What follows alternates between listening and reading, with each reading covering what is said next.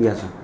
I am Shailesh Kumar and I am an assistant professor in the Center for Study of Social Exclusion and Inclusive Policies at Tata Institute of Social Sciences, and I have been here for last 11 years now, and I did my MSW from TISS and went on to do my MPhil PhD from Jawaharlal Nehru University, New Delhi.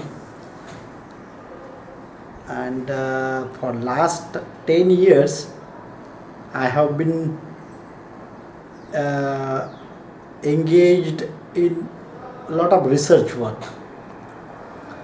And the major research work is on the practice of manual scavenging. And we did one or two projects with regards to other scheduled caste communities. For example, we did one major survey on the Matang community in Maharastra, and currently we are doing one ICSSR project on education of scheduled caste in Maharashtra. So there are different themes that so far we have handled, but they are majorly on the ex-untouchables or the present scheduled caste or dalits. And there are many important things that you come across when you go into the field. Kind of identity issues are there, with what are all identities that people live in villages or in different states.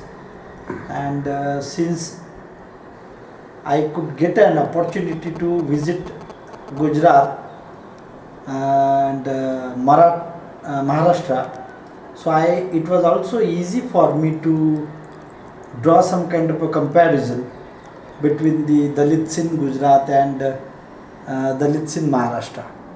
And both states have their own history of social movements, but as compared to Maharashtra, Gujarat relatively does not have any social movements as such. So the kind of a situation in which people are living there, especially I am talking about the dalits, that's very sad kind of a situation, one can say. Very few castes could actually come out of that stronghold of Varna or caste system, and that too actually to some extent Christianity has helped them do that. And there are majorly other scheduled castes like the Rukhis and other castes which are still deeply entrenched into the traditional occupations like manual scavenging. And since it is a very traditional kind of occupation, and customary rights of these people are associated with that occupation, so it has its own strong roots with the system, and it's difficult for this collectivity to give up these occupations.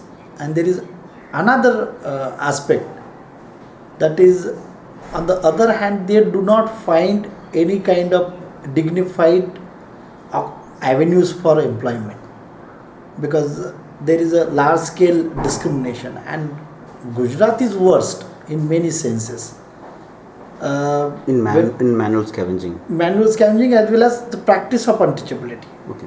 It's a worst kind of practice of untouchability in villages, that is practice against Dalit. Any caste? Any caste means, I mean, there are upper castes like Patels you have, Darbars you have, Brahmins you have, and so these are the major upper castes there. And then you have relatively the scheduled castes who are largely concentrated in the villages. They are the service givers, and so naturally the practice is untouchability is practiced against them. And it is also that you feel more about it because the father of the nation comes from that state, and you feel as if he has covered everything. He had not allowed it to come to the surface, and it is stinking now. Mahatma Gandhi. Mahatma Gandhi I am referring to. Because why else then in a city like Ahmedabad, where you have a place like Bapu Kuti, Bapu Hall, behind that there is a large scale open defecation, and a young youth is actually cleaning that human excreta with archaic equipments like jharu and that plate, with a small topli. Even now. Even now. And on the other hand, government continuously is in denial mode, saying that there is nothing of this sort in our state. Okay, but fortunately now the 2011 Census of India data suggests that there are large number of houses where there is no service latrines available. People resort to open defecation, and wherever there are service latrines provided within the premises, they are to be attended by the humans, and they have shown double the number of humans that are cleaning the latrines. They say that double the number of those latrines are cleaned by the animals. Now if we have animals in this great number, perhaps then we would not have had manual scavenging in various states all these days. So how they actually escape from the reality, try to escape from the reality. Now coming to Maharashtra, and when you look at Maharashtra from comparative perspective, then you feel that Maharashtra is much better. Even who are the manual scavengers in Maharashtra? Maharashtra all of them are migrants from other states. This is the scavengers you mean? Yeah. Scavengers, in scavengers you will find mainly the Valmikis, Mehtars, Bhangis, Churas. Then you will have all scavenging castes from North India. Yes. Rukis are from Gujarat. Rukis, Vankars. And rookies in Gujarat or scavengers? Yes. So that all these scavengers who are doing are scavengers migrant from different states where they are doing scavenging. States. Originally in Maharashtra, except the Mehtar, Muslim Mehtars, you had never had a traditional caste which was performing these occupations. So Muslim Mehtars are here in. Yes. Like if you go in some parts of Maharashtra, like Jalna and Parbani, some parts of the Marathwada, where you had Nizam. In Mumbai? No, Marathwada. Marathwada is Aurangabad division. Okay. Jalna, Parbani are some of the districts. Whole of Marathwada was ruled by the Nizams. Okay. So perhaps maybe that you had Muslim Mehtars there. You also find some of the Muslim Mehtars in the area of Dhule and Nandurbar. Okay. Except these few pockets, all other places they are the Hindu Mehtars, Bangi or Valmiki. So this Muslim Mehtars, we have talked to them. Have you? Yeah. I spoke to them. So do they face caste discrimination in their religion? Definitely. Among Muslims? Yes. Among Muslims they face severe discrimination. Can you tell something, sir? Like I came across a group in Nandurbar. So they do go in masjid, but their place of sitting in masjid for namaz time is different. They generally sit in the back side of the masjid. There is no roti and beti vyavahar with the other upper caste Muslims. So you do not have interdining and intermarriages. So those relationships are completely cut off. If in case of a Mehtar Muslim, if he falls in love with a upper caste Muslim girl, what will be the conditions? No, I don't think they will be. They will allow them to get married. Okay. It's very severe. I mean, it is their occupations actually which does not allow them to be in the same kind of social milieu. Okay. So in the scavenging discussion, there is a lot of discussion coming around on this, surfacing on scavenging, talking about the way they are discriminated, so that how Dalit movements are not addressing this issue also. There is a lot of discussion coming out. But how about the Muslim question? For example, Mehtar Muslims. Among the Muslims, do the caste discussion come out openly? Now it has started coming. Okay. For example, we have a colleague, Dr. Abdul Shaban, who happens to be the member of the Post Review Committee, such TIS actually. TSS. Okay. And they did also Minority Commission's report on Maharastra.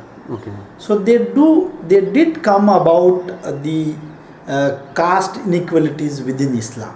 Okay. Okay, so one of the argument they are making that Islam per se does not propagate any kind of inequality. Yeah. Okay, in Islam there is no caste, but among the Muslims there is a caste. As like in Christianity, Bible doesn't propose caste. Yes. Or even Sikhism. It goes even, actually I think that's a very radical statement for me, because in Islam there is equality, there is no inequality, there is no caste, but among the Muslims there is a caste. So the very conception of biradari is a caste. What is it, sir? Biradari? Biradari means that close social group that you talk na, Okay. endogamous group. Okay. हमारे बिरादरी का नहीं है. Okay. बिरादरी में हमारे जाति का नहीं है. Okay, sir. हमारे समाज का नहीं है. Okay. That we talk na. The very concept of biradari is that only. One of the recommendations that we gave in our report to government of Maharashtra when we were doing this Minority. study. No, Scavenging. we were scavenger study. Okay. We said the counterparts of the Muslim Mehtars are the Hindu dalits, Mehtars. Yeah. They are given the SC facility, Yeah. but the Muslims are not. So similar issue is with the Christians. Yeah. So Are in there a a way, large number of Christian Mehtars or Muslim Mehtars a large number? I think as far as my Maharashtra experience is concerned, I think I won't be able to give you that figure, because in Gujarat we have hardly come across a Mehtar community being converted into All are Christianity. Hindus All are Hindus. Okay. And I don't think anywhere in Gujarat. in India it might be, because except south, Okay. and that too particularly in Tamil Nadu or Okay. Kerala. Okay. Other places I don't think the Mehtar community per se has converted Okay. into. Just You give wanted it to, one yeah, minute. take it.